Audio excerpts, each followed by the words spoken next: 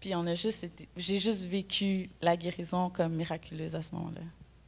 À quel point c'était incroyable. Est-ce qu'on donne une bonne main d'applaudissement? C'est de ça que je parlais tout à l'heure, de pouvoir voir la main de Dieu agir de manière concrète. Tu avais un besoin, tu as prié, et Dieu a répondu à ta prière.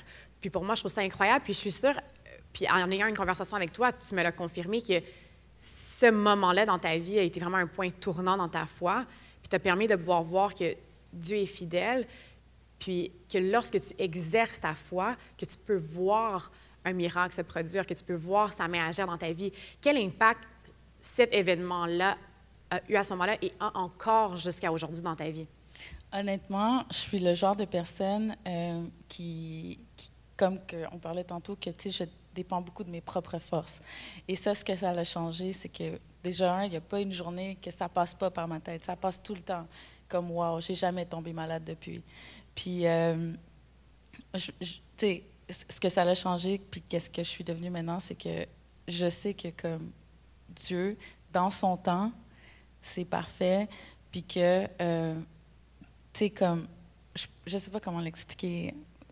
Tu sais, dans son temps, tout est parfait, puis il n'y a rien qui est impossible pour Dieu, là. Comme dès que tu prends la décision de lui faire confiance, puis il n'y a rien de mieux qui pourrait t'arriver. That's amazing. Est-ce qu'on peut lui donner une bonne main d'applaudissement? Tout à l'heure, on parlait de toi. Je parlais du fait qu'on s'est rencontrés il y a quelques années, mais en fait, j'ai rencontré toi, mais j'ai rencontré Dennis aussi en même temps. Puis c'est drôle parce que quand on s'est rencontrés dans le cadre d'une conférence. Puis après la conférence, tous ceux qui connaissent Pasteur Georges, il a toujours faim après avoir prêché. Donc, l'habitude qu'on a toujours après une assemblée ou après une conférence, c'est d'aller manger au restaurant. Puis il dit toujours à tout le monde, « Let's go, tout le monde, on s'en va manger, right? » Donc là, Paulina, Dennis étaient avec nous, ils étaient invités aussi. Donc là, on a dit, OK, on va manger au restaurant. Puis moi, à ce moment-là, je ne savais pas, mais plusieurs années après, Dennis m'a confié qu'à ce moment-là, cette même soirée-là, lorsqu'on lui a dit, on va manger au restaurant, il y avait 20 $ dans son compte de banque. Puis quand il a su qu'on allait manger, il commençait à faire des calculs mathématiques dans sa tête de, OK, peut-être que si je prends une entrée, ça va être dur. Mais il s'est dit, écoute, on m'invite, je vais y aller. Et là, on va au restaurant, puis c'est un beau restaurant. Puis là, il regarde la carte, puis il voit que l'entrée la moins chère est 25 $. Fait que là, ça commence pas bien. Puis là, il se dit, you know what? On va commander, puis Dieu pourvoira. Right? Donc là, le souper se termine et Georges dit, guys, it's on me, inquiétez-vous pas, c'est moi qui prends la facture. Puis là, il est comme, wouh! Je suis sauvée, right? Mais ça, c'est sa situation il y a quelques années. Aujourd'hui, les Maria Paulina, ils ont une belle famille ensemble, mais ils ont énormément de succès dans leurs entreprises. Les deux sont entrepreneurs et ils ont connu une accélération surnaturelle au niveau de leurs finances. Puis, j'aimerais que tu nous parles de ça parce que je sais qu'il y a plusieurs personnes qui se retrouvent dans des situations financières difficiles, puis je pense qu'aujourd'hui, plus que jamais, avec l'inflation, avec la COVID, l'impact que ça a eu sur plusieurs entrepreneurs, sur plusieurs personnes, ça a été une période vraiment difficile. Pour beaucoup, ça a été une période de sécheresse financière. Mais toi, à travers la pandémie, toi et ta femme, votre entreprise a eu un succès énorme et ça n'a pas été le cas pour tout le monde. Mais je sais que dans ta vie, parce que je te connais, je sais que c'est le facteur foi, mais de quoi ça a l'air concrètement? Comment est-ce que tu as fait de passer d'une situation précaire financièrement à pouvoir avoir du succès financier aujourd'hui? Merci pour la question, premièrement, puis merci pour l'opportunité de pouvoir être ici. Je pense que quand on s'était rencontrés, justement, on avait à peu près, je pense que c'était 30 $, parce que je m'en souviens très bien que le restaurant, c'était le Milo. Si vous pouvez le chercher, vous allez comprendre c'est quoi le restaurant. Et au-delà de le Milo, je m'en souviens très bien que Pasteur Georges nous dit, OK, bien, on va aller en bas dans la salle VIP. Fait que déjà, moi, j'étais comme pas habitué à cette sorte d'expérience-là. Et j'avais pas une scène, c'est la réalité. J'étais allé à l'église, le tank était en empty déjà, qui veut dire qu'à peine je m'étais rendu à l'église, et on avait une conférence de 3 jours. Et au-delà de ça, c'est que j'arrive là-bas, puis là, je me dis, OK, on m'invite au resto, et je regarde ma femme, je dis, OK, on va aller. Puis quand je regarde le calmar, il est comme 25 $ l'entrée. Puis là, je regarde, puis je dis, on va commander un calmar, c'est une entrée à 2, puis comme we're not gonna eat. On ne peut pas. Même si on veut, on ne peut pas. So, on arrive là, et Et là, je suis comme, OK, je vois que tout le monde prend du temps pour pouvoir vraiment commander. Et là, quand je vois que tout le monde commence à commander, c'est là où je dis, OK, 3 comme ça, 6 comme ça. Puis là, je suis comme, OK. Puis là, après, il dit, it's on me. Puis là, j'ai vraiment une paix. Mais il faut comprendre que dans ce temps-là, j'allais à l'église, on venait de se marier avec ma femme. On a eu une voiture bleue et rouille, littéralement. Et on n'a jamais arrêté de croire que Dieu pouvait nous bénir. Ça, c'était la première chose. Ce qui veut dire que moi, une des raisons pour laquelle que je m'étais éloigné de Dieu, parce que ma mère m'a grandi dans la foi depuis l'âge de 5 ans. Mais qu'est-ce qui m'a fait éloigner, c'est de voir que ma mère n'était pas réussie, que tout mon entourage était cassé, que voir que j'allais à l'église puis il n'y avait personne que je voyais une bénédiction. Fait que je me disais, quelle sorte de Dieu tu peux aller à une église, tu peux le servir, mais tu n'es jamais béni. Et là, je me posais ces questions-là, j'étais comme, ben, ça, c'est pas normal. Moi, je n'ai pas le goût de servir un Dieu. Fait que je me suis déraillé à aller vraiment dans des affaires assez wrong et bizarres, si je peux dire. J'ai passé à travers un mariage avant mon épouse aujourd'hui. Et c'est là où est-ce que je peux dire que le facteur dans l'entrepreneuriat, qu'est-ce qui m'a fait ouvrir les yeux? C'est le facteur foi, parce que j'ai commencé à voir des personnes qui avaient une foi chrétienne réussir.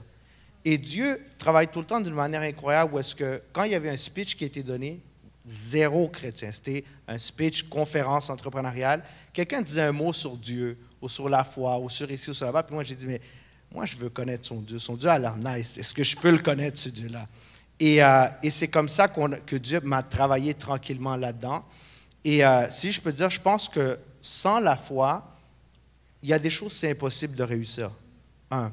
2, je pense que Dieu te donne le désir de ton cœur. Comme Psaume 37,4, il dit, fait que moi, je savais que le désir que j'ai depuis que je suis petit, ma mère a dit, quand on posait la question, qu'est-ce que tu veux être quand tu veux être grand? Et moi, je disais tout le temps, I want to be a king. Ça, c'était ma réponse. Puis, ma mère était comme... Lui, ma mère n'est pas là, est en ligne sûrement en train d'écouter, mais c'est vrai, je n'ai jamais dit je veux être pompier. Et tous ces désirs-là, c'est Dieu qui te les a donnés. Mais tu dois rajouter le facteur foi. Si tu n'as pas la foi, tu ne vas pas accomplir les désirs justement de ton cœur. Au milieu de cette pandémie, si je peux dire, il y a une chose qu'on a beaucoup fait avec ma femme, ça a été qu'on a compris que la Bible est composée de plus de 1700 versets qui parlent à propos de la prospérité. Et seulement 500 versets sur la prière, fait que pourquoi pas regarder comment avoir cette prospérité. Et avoir la prospérité, c'est quelque chose d'incroyable parce que la Bible, c'est comme un livre, un manuel, que quand tu le lis, tu vas découvrir plus de secrets. Plus de secrets que tu vas découvrir, mais plus de trésors que tu vas avoir.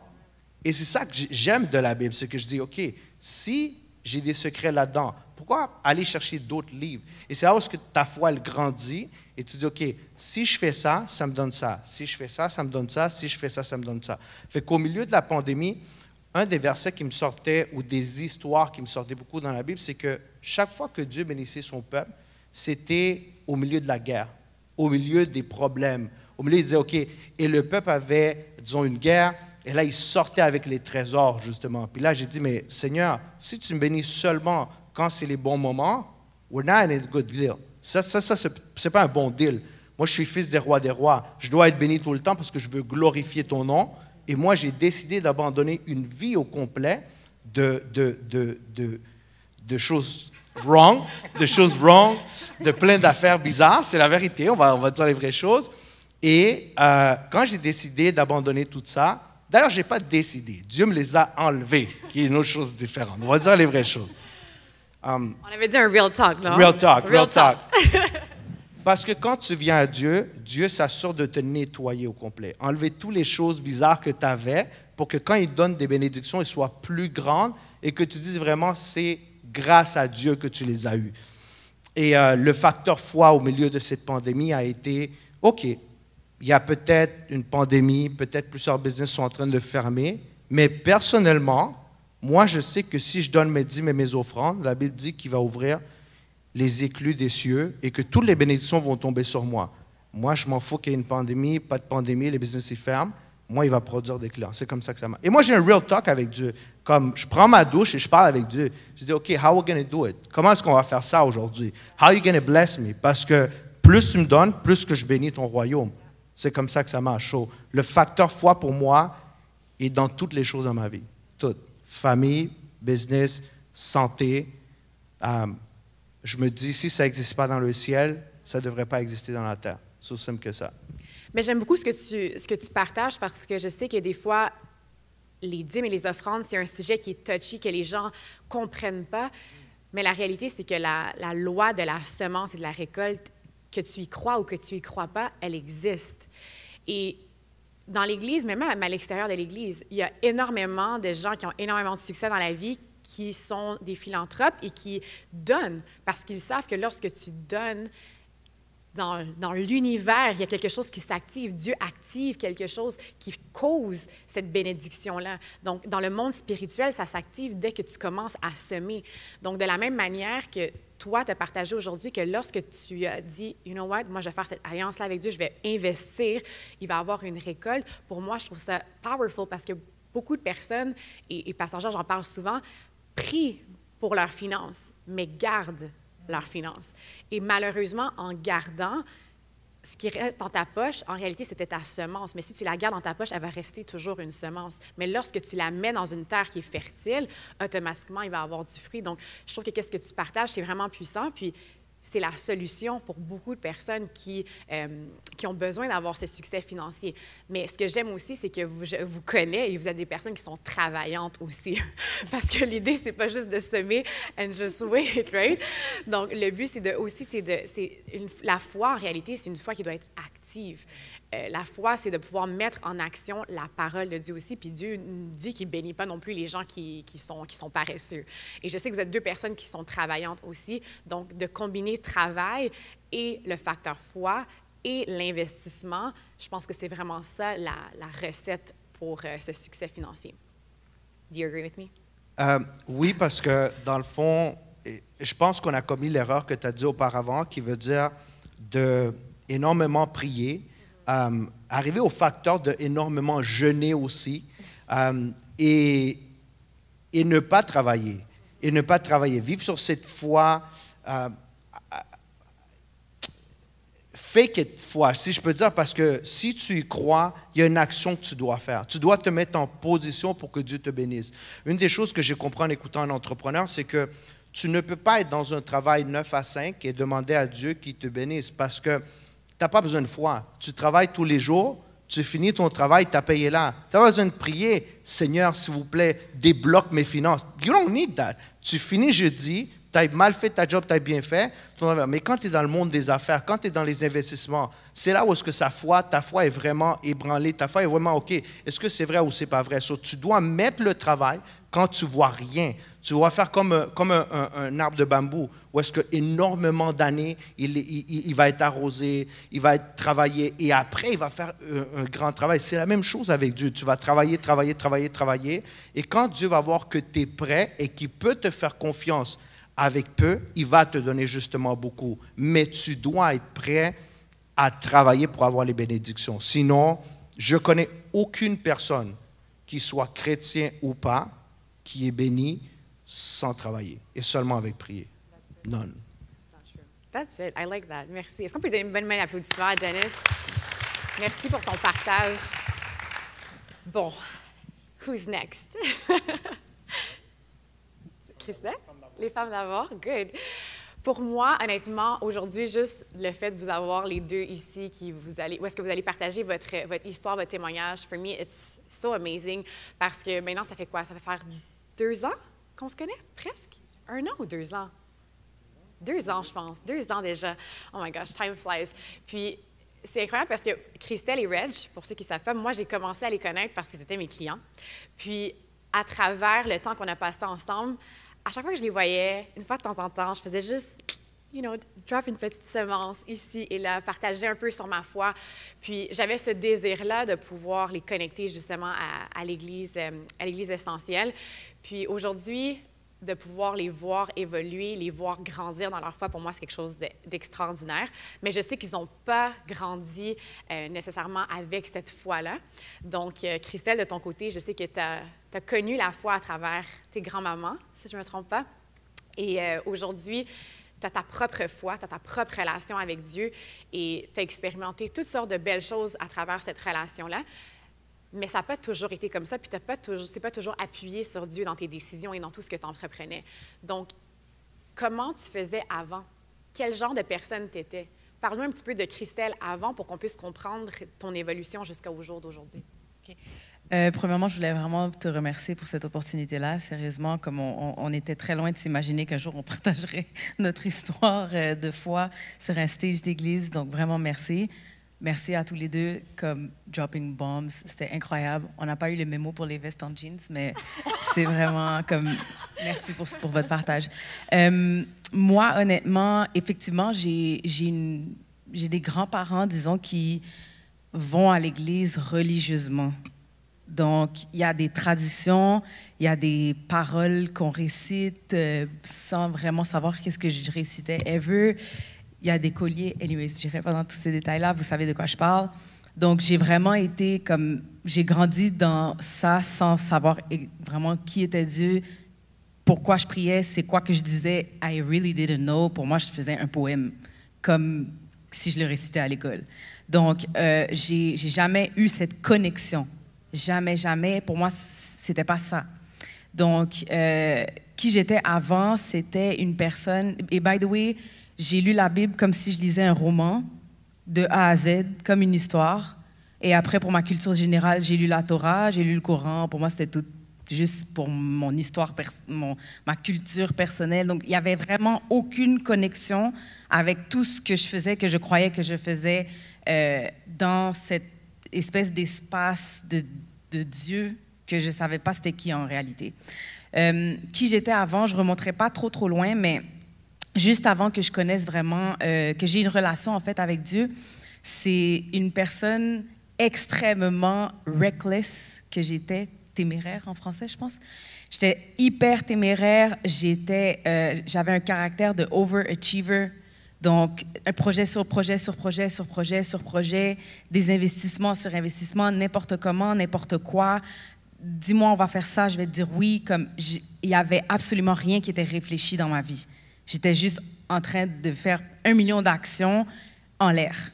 Et, tu sais, je ne peux pas dire que je n'ai pas réussi à un moment donné quelque part, mais définitivement, ça n'a jamais été au level auquel ça pouvait aller. Comme dirait Georges, c'était pas next level.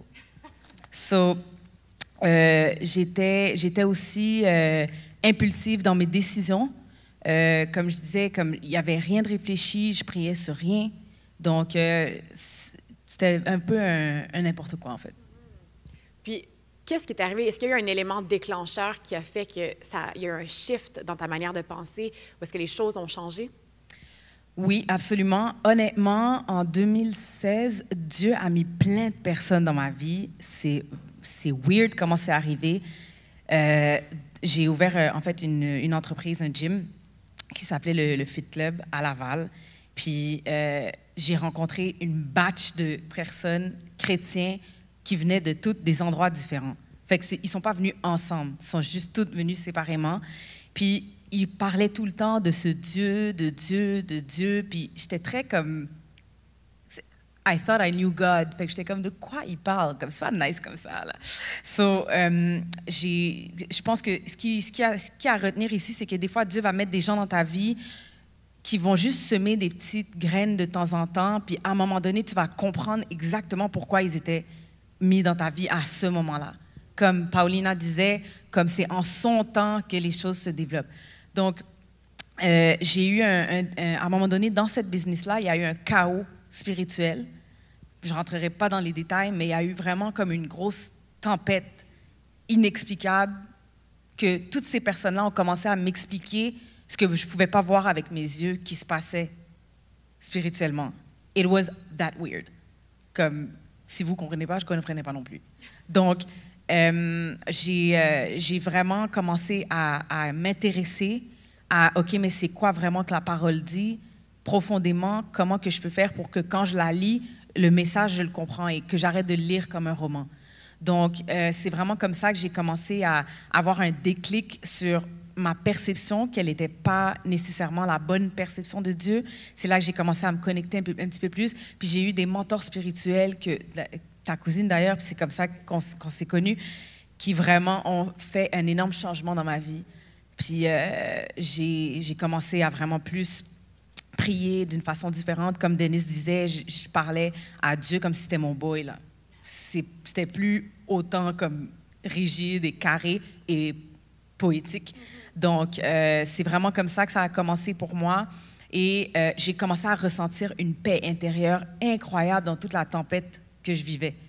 Puis c'est comme si on parlait de ça hier, c'est comme si j'étais une personne au milieu d'une tornade, d'une pluie, un ouragan, mais que moi, j'étais vraiment chill. Et j'ai vraiment commencé à comprendre, puis il y a des gens autour de moi qui m'ont dit « Ah, ça, c'est la paix de Dieu. » Puis j'étais comme hein, « Sérieux? » Puis jusqu'à ce jour, je dirais que des fois, il y a des tempêtes, tu sais, dans la vie de tout le monde, il peut y avoir des tempêtes ou des choses qui sont un peu plus stressantes, puis comme en ce moment. Comme en ce moment. En parlant de ça, tellement de challenges, un déménagement, l'ouverture de nouvelles succursales pour votre entreprise, un paquet de choses qui se passent en même temps, un mariage qui se prépare, plein de choses, une méga tempête. Puis à chaque fois que je te parle, tu es comme « I'm good ». Tu sais, je pense que plein de gens autour de nous, puis on essaie, tu sais, quand tu sais que ton appel est immense, puis des fois, je me dis, man, comment je peux faire pour dire aux gens qu'est-ce qui se passe en dedans de moi, tu sais? Puis des fois, les gens nous regardent, ils sont comme, vous n'êtes pas stressés? Comme, Reg et moi, on a fait nos boîtes la veille que les déménageurs venaient, genre. Ou bien notre mariage, comme, on est tellement pas stressés avec l'organisation, mais tout le monde est comme, vous n'êtes pas stressés? Comme, guys, c'est demain, c'est... Puis nous, on est tout le temps genre, mais on ne comprend pas, comme, pourquoi?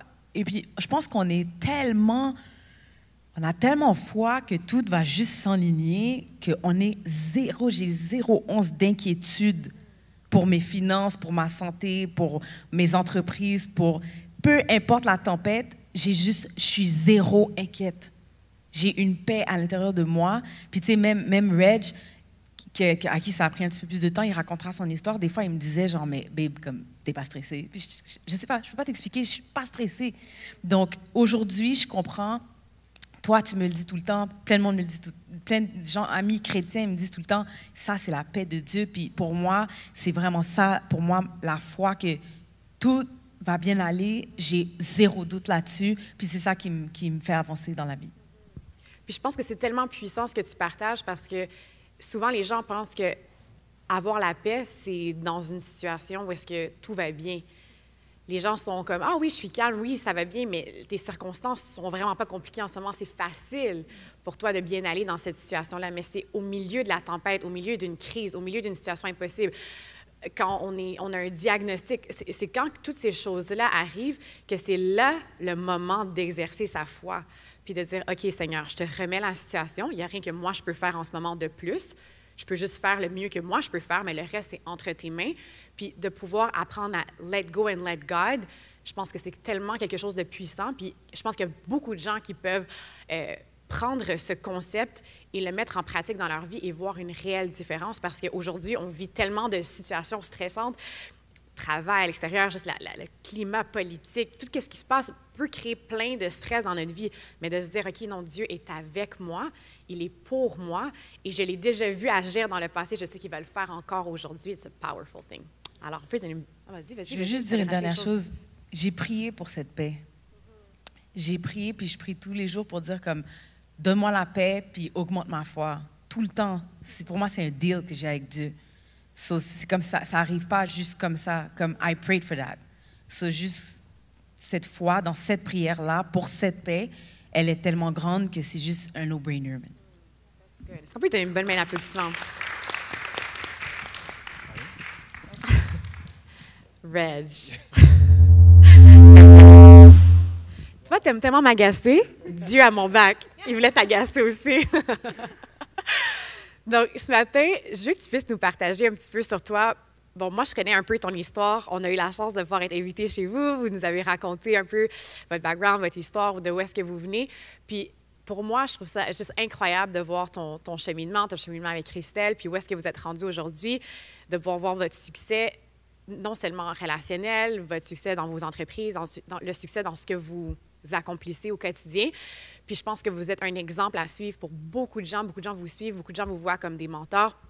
Et je trouve ça incroyable de pouvoir voir ça, mais je sais que ça n'a pas toujours été comme ça. Puis, est-ce que... Allô? Ouais. Hey. OK. Je te donnerai le mien. Non, t'entends pas. Donc, aujourd'hui, pourquoi tu ne nous parles pas un petit peu d'avant? Avant que tu puisses connaître Dieu? Parce que je sais que ta foi, elle est encore récente. Ça fait pas encore plusieurs années que tu as connu Dieu, mais j'aime ça. Puis pourquoi j'aime ça? C'est parce que je pense que ça peut inspirer aussi des gens, des fois, qui ont une foi depuis des années. Puis des fois, la foi devient un peu stagnante, right? Mais d'entendre l'histoire de gens qui ont une foi qui est plus récente, on dirait que ça t'excite puis ça te rappelle à quel point Dieu est fidèle, à quel point Dieu agit. Donc, j'aime les choses que tu m'as partagées lorsqu'on préparait justement le talk show. Donc, pourquoi tu ne racontes pas un peu comment tu étais avant puis comment tu t'es rendu où est-ce que tu es aujourd'hui? All right, good. Bonjour tout le monde, j'espère que vous allez bien. Merci beaucoup pour l'opportunité, honnêtement. Quand Pasteur Georges il a dit comme « Oh, on fera ça », j'ai dit « OK ».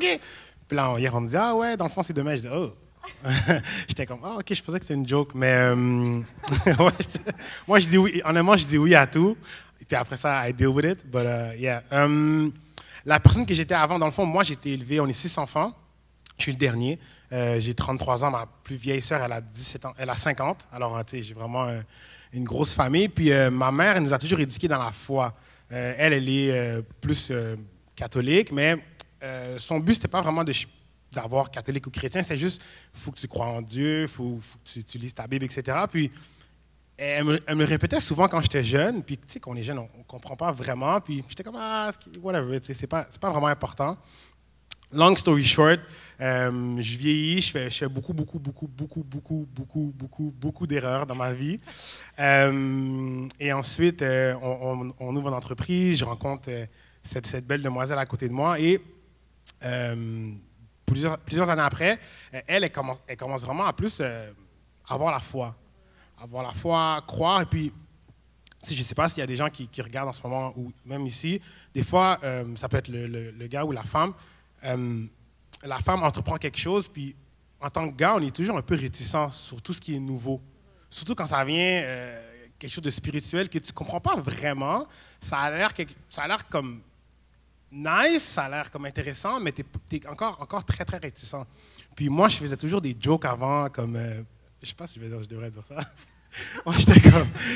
Christelle était comme... Parce que nos amis chrétiens étaient comme, écoute, tu sais, viens à l'église, etc. J'ai dit, check, bro, moi, si je viens à l'église, là, c'est clair que je brûle, là. J'ai trop fait de Mais moi, je l'ai entendu souvent, celle-là, mais j'en ai jamais encore vu un brûlé, là. J'ai trop fait de péché dans ma vie, comme, puis j'ai souvent boire l'eau bénite, tu sais, des choses comme ça. So, tu sais, c'était comme, OK, ce gars-là, il est vraiment pas intéressé. Mais, puis c'est ça, elle a commencé à plus être connectée, etc. Puis je voyais un changement. Puis moi, je suis quelqu'un de expressif, mais j'aime quand les choses sont simples et ça se règle. Alors, des fois, on avait des situations, puis moi, j'étais comme, OK, we have to do this. Puis elle était relax. Puis en tant que gars, je ne sais pas si les gars dans la salle, vous êtes pareils, mais ça bouille en dedans de toi, que toi, tu trouves ça important, mais ta femme, elle est comme, ah, tranquille, relax. Puis j'étais comme, OK, c'est pas normal, c'est sûrement moi le problème. Puis j'ai commencé un peu vraiment à regarder, qu'est-ce qu'elle faisait, qu'est-ce qu'elle lisait, etc. Puis il y a un jour que ça m'a vraiment sonné, puis des fois, je trouve que la parole, c'est pas nécessairement toujours dans la Bible, ça va venir d'autres gens que tu t'en attends vraiment pas. Puis j'étais quelqu'un de très impulsif, j'écoutais pas vraiment les gens, je traitais pas toujours bien les autres, mais je voulais qu'on me traite bien moi. Puis un jour, on était assis avec des membres d'équipe, je sais pas pourquoi ça m'a marqué, puis on parle, puis je coupe la parole à la personne. Puis il continue à parler, puis je lui coupe la parole. Puis il me parle, puis je ne l'écoute pas, puis il me dit « Ah, OK, Reg, dans le fond, toi, on ne peut rien te dire. » J'ai regardé, j'ai fait « Damn! » J'ai dit « OK, comme, il faut que je change quelque chose.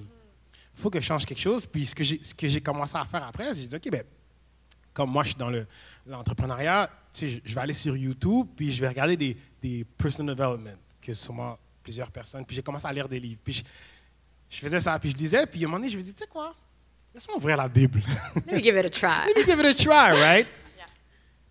Puis ce que je me suis rendu compte, j'ai commencé à lire la Bible, j'ai dit, attends une minute. Dans le fond, toutes les vidéos que j'écoute, tous les livres que je lis, c'est exactement ce qui est écrit dans la Bible.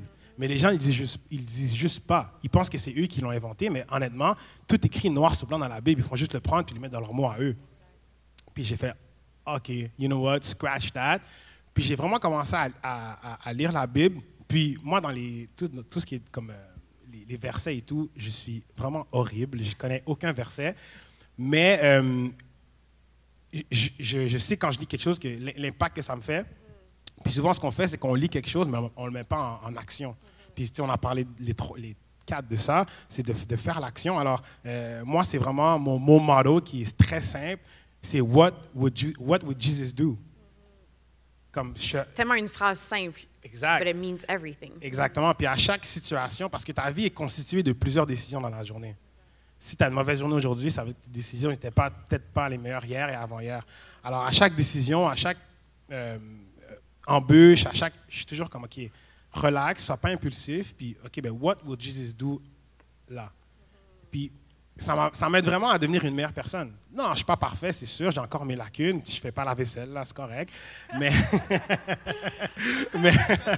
On va prier pour ça.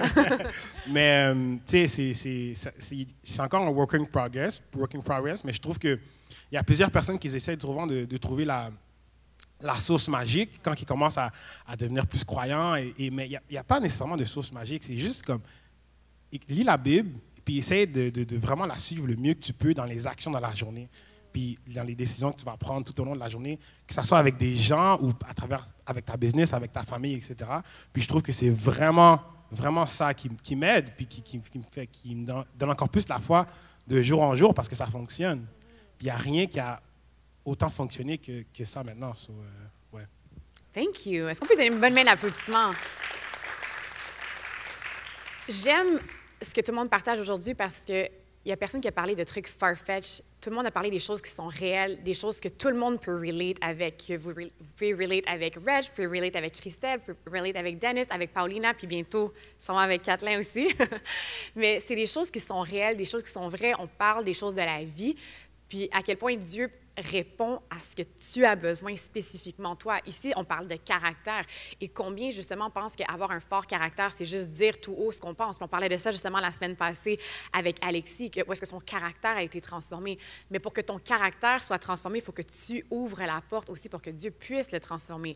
Et comment le faire, justement, c'est en se posant la question, « What would Jesus do » dans cette situation-là? So I love that. Une petite phrase simple, mais qui peut faire toute la différence. Kathleen, the last but not the least.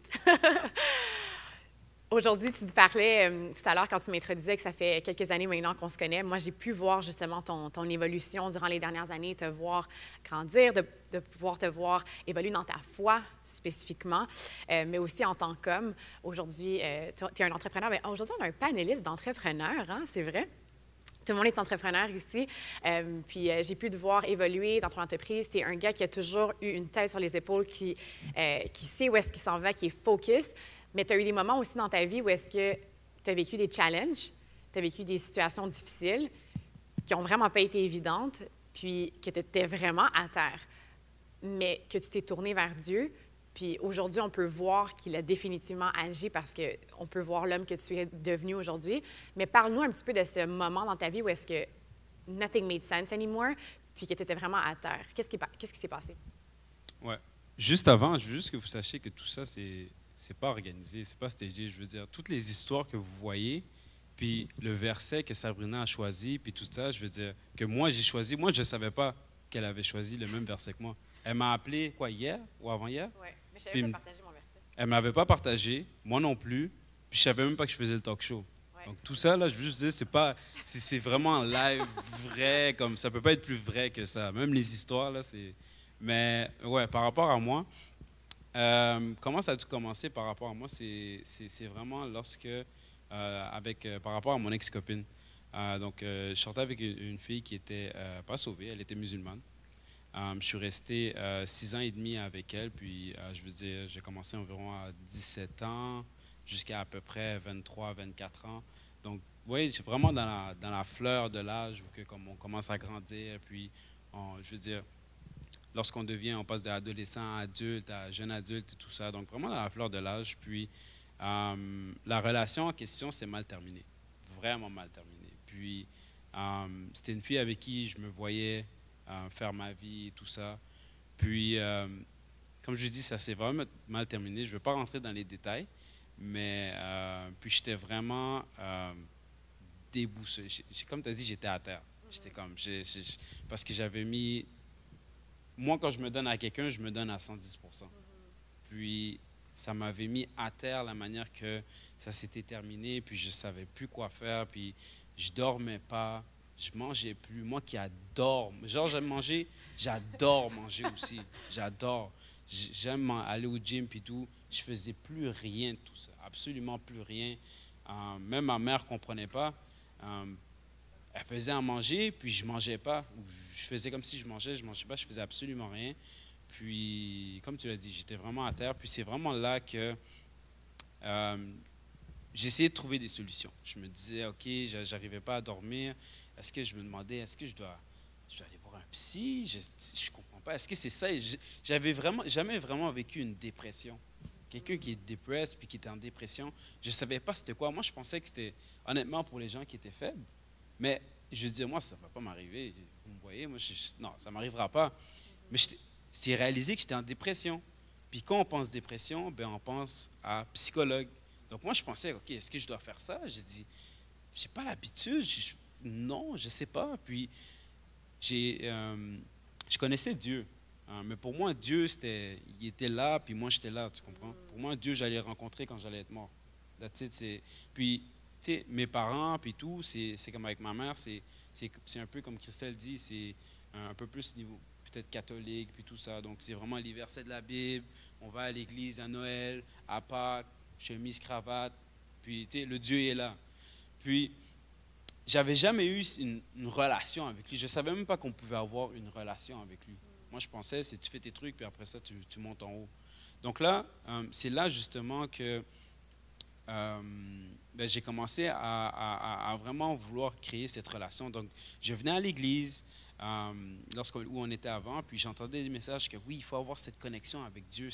Puis le monde avec qui je parlais, il dit, cette relation avec Dieu, puis tout. Je me disais, OK, ben c'est quoi avoir cette relation? Comment je fais? Comment je commence ça? Puis, on m'a juste dit, juste parle avec lui, demande-le ce que tu as besoin et tout. Puis, j'étais comme, OK.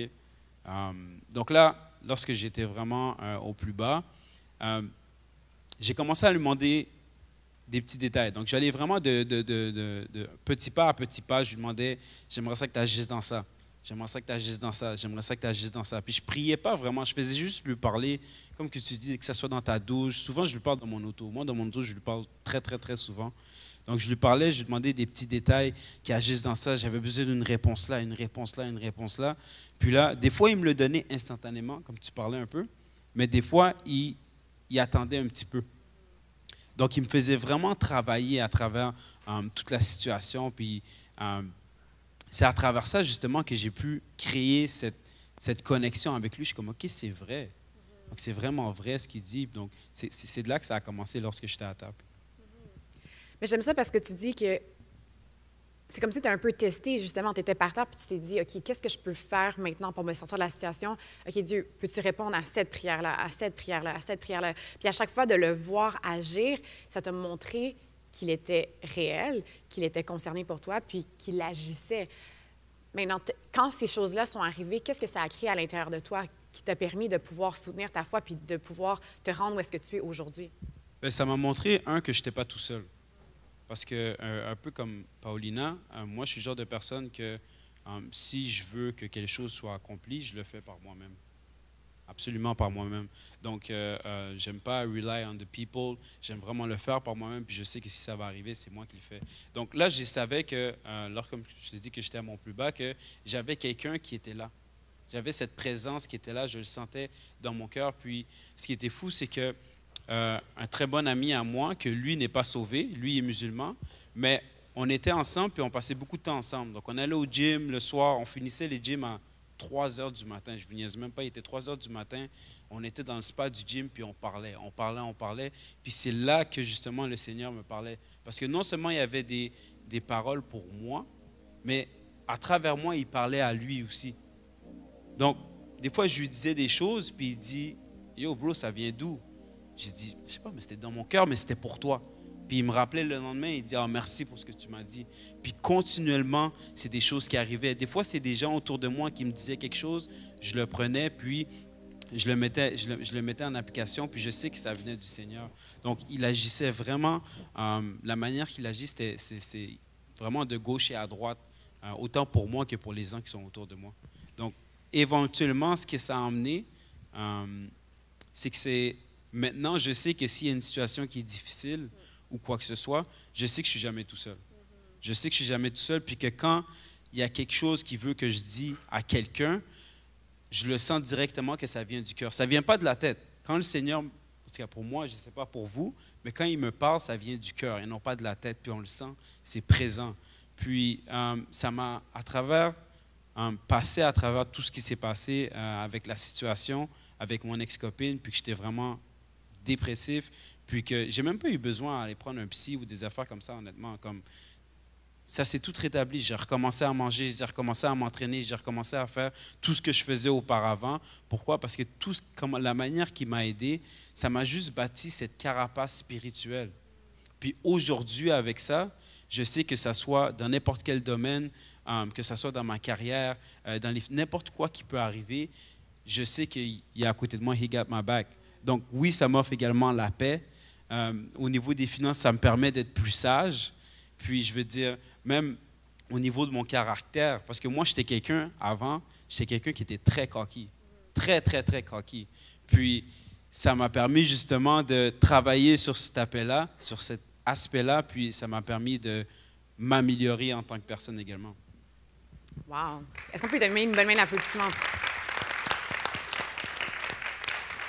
Ce que j'aime dans ce que tu dis, c'est que tu as pu voir que Dieu t'a jamais abandonné, mais surtout qu'il ne t'abandonnera jamais. Puis je pense que de savoir ça, d'avoir cette certitude, cette assurance-là, cette paix-là, de savoir que Dieu va toujours être avec toi, peu importe quelle circonstance va arriver, ça te permet vraiment de pouvoir foncer dans la vie, foncer pour tes rêves, foncer pour ton futur, parce que tu sais que même si tu tombes, il va toujours être là pour te relever, il va toujours être là pour pouvoir t'amener plus haut et plus loin. Puis je pense que tout le monde a besoin de ça.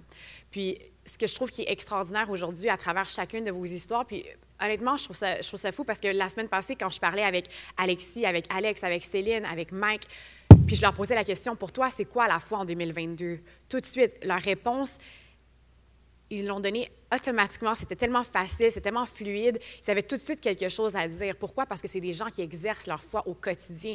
Donc, ils n'ont pas eu à chercher longtemps, de quoi je vais parler. Non, c'était tout de suite, c'est des gens qui vivent par la foi. Et aujourd'hui, j'entends vos histoires, j'ai eu la chance de pouvoir vous parler, puis c'était la même chose pour chacun d'entre eux. Puis qu'est-ce que je trouve extraordinaire, c'est que Dieu a choisi de vous permettre de partager des histoires qui sont complètement différentes sur différents aspects de votre vie. Puis on n'a pas à dire, mais là, Reg, c'est la même chose que Dennis, c'est la même chose que Paulina. Non, tout le monde avait quelque chose de différent à partager. Et ça nous permet de pouvoir voir que Dieu, c'est un Dieu qui est concerné pour tout. Toutes sortes de besoins, toutes sortes de personnes. Puis peu importe où est-ce que vous vous retrouvez dans votre vie aujourd'hui, son désir, c'est de pouvoir être là pour vous puis de pouvoir vous accompagner dans peu importe qu'est-ce que vous vivez. On parlait justement de Hébreux 11, puis c'est un de mes passages préférés dans la Bible parce que le titre de ce passage-là, en fait, c'est « The Hall of Faith ». Donc, c'est vraiment, on parle de différentes histoires, de différentes personnes, et chaque début de verset commence par « par la foi ». Et on dit « par la foi ». Moïse, par la foi, Joseph, par la foi. Alors, chacun de ces personnages, par la foi, ont réussi à accomplir des choses extraordinaires dans leur vie parce qu'ils ont eu le facteur Dieu, parce qu'ils ont su qu'ils n'étaient pas seuls. Mais la réalité, quand tu lis sur ces personnes-là, quand tu lis sur Rahab, qui était une prostituée, quand tu lis sur Moïse, qui avait tué un homme, quand tu lis sur chacune de ces personnes-là, c'est des personnes que la société aurait disqualifiées. C'est pas la première personne que tu aurais choisie pour dire « Ah, toi, t'es l'élu de Dieu. » Non, c'est pas du tout au contraire. C'est des personnes qui avaient un passé difficile, qui avaient fait des erreurs, qui avaient fait des péchés scandaleux, mais ça n'a pas empêché de Dieu de choisir chacune de ces personnes-là et de de pouvoir les équiper, les former, les envoyer et les accompagner et leur permettre de pouvoir accomplir des choses qui étaient humainement impossibles. Donc, pour moi, lorsque j'entends vos histoires, c'est la même chose. Vous avez eu le facteur foi dans votre vie, vous avez fait confiance à Dieu, vous continuez à lui faire confiance et c'est pour ça qu'à travers votre obéissance, on peut voir tous ces miracles et ces bénédictions-là dans vos vies. Donc, est-ce qu'on peut leur donner encore une fois une bonne main d'applaudissement? Et ce qui m'excite le plus, c'est de pouvoir voir toutes les autres belles choses que Dieu va continuer à accomplir dans votre vie, mais aussi de pouvoir laisser savoir à chacune des personnes qui sont ici ce matin que c'est le désir de Dieu pour votre vie aussi. Que si aujourd'hui vous prenez cette décision de pouvoir vous reconnecter avec Dieu, si vous vous étiez éloigné, si vous ne connaissiez pas Dieu, si vous ne saviez pas qu'il était concerné pour vos besoins et pour votre vie, aujourd'hui, c'est une opportunité en or de pouvoir la saisir puis se dire, OK, aujourd'hui, ça peut être un nouveau départ pour moi. Donc, si pour la première fois, tu aimerais pouvoir faire cette prière, je t'invite à pouvoir simplement fermer tes yeux. Puis, c'est une prière qui est toute simple. C'est une prière qui n'est pas du tout compliquée. Puis, on peut penser que c'est une prière qui ne pourrait ne pas avoir un effet par sa simplicité, mais la réalité, c'est que ça peut complètement changer les choses.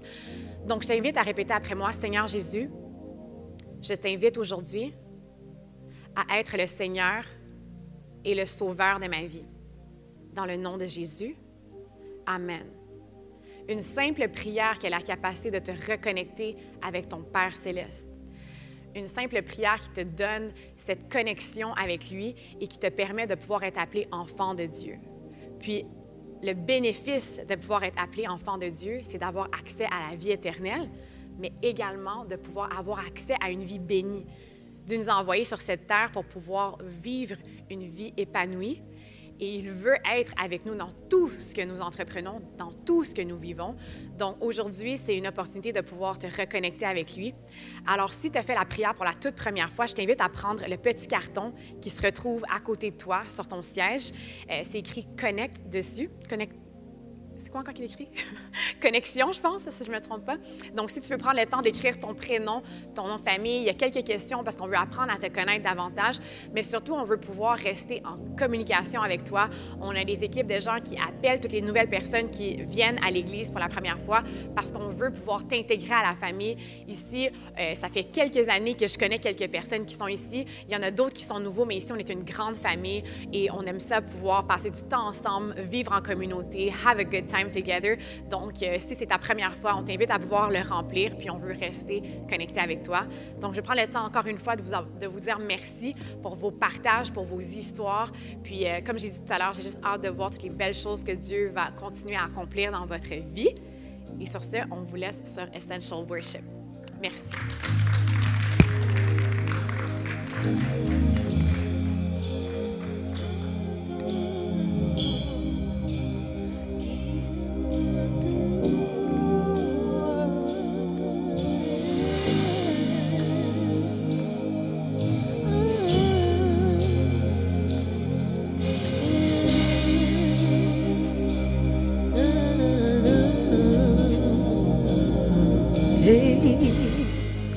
Oh, viens remplir ce lieu, nos cœurs de ton amour qui nous entoure. Tout le monde debout. Nous sommes venus pour toi, rencontrer ton amour qui nous entoure. Oh, viens remplir ce lieu, nos cœurs de ton amour qui nous entoure. Nous sommes venus pour toi, nous sommes venus pour toi, rencontrer ton